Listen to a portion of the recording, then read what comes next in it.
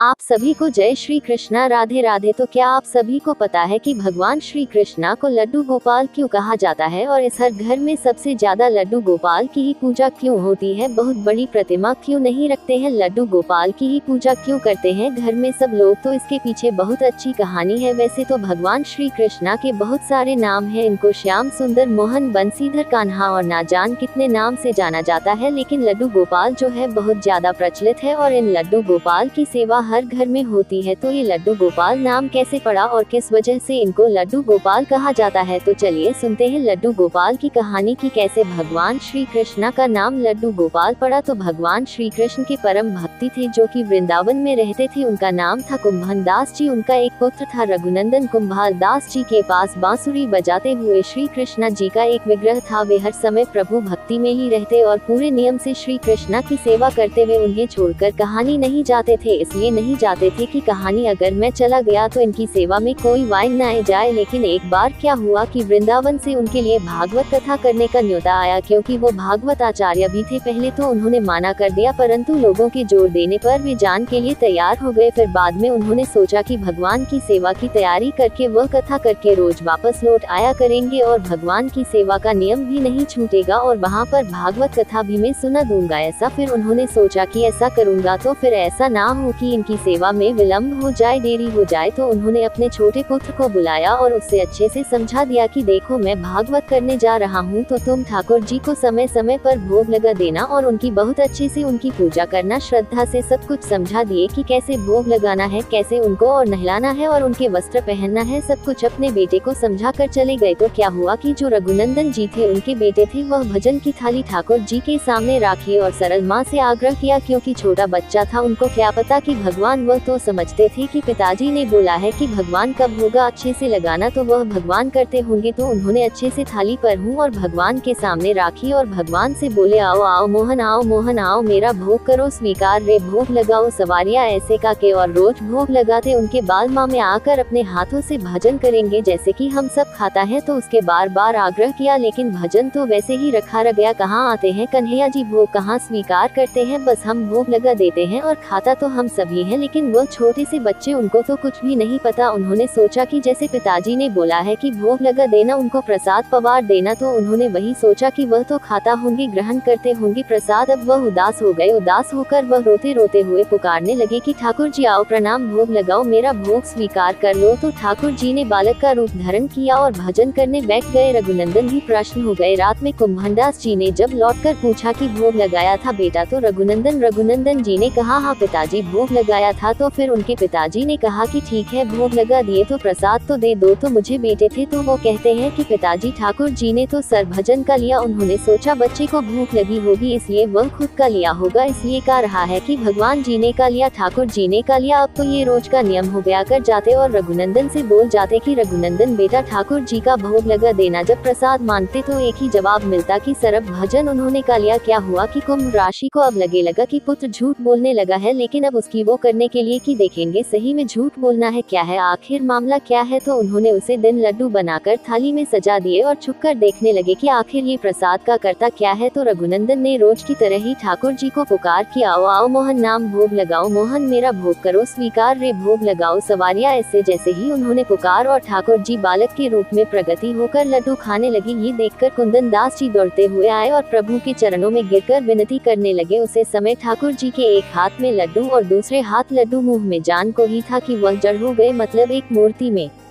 बादल गए वो। उसके बाद से उनके इसी रूप में पूजा की जाती है और वे लड्डू गोपाल कहलाए जाते हैं। ये थी लड्डू गोपाल कहलन के पीछे की कहानी। तो इतने दयालु हैं, इतने कृपालु हैं हमारे लड्डू गोपाल। तो बोलिए लड्डू गोपाल की जय, बैंक बिहार लाल की जय। और वीडियो अच्छा लगा हो तो प्लीज लाइक, शेयर और सब्सक्राइब करेगा। मिलते हैं किसी नेक्स्ट वीडियो में। जब तक अपना ख्याल रखिए, अपनों का ख्याल रखिए। Thank you so much full watch करने के लिए। राधे राधे।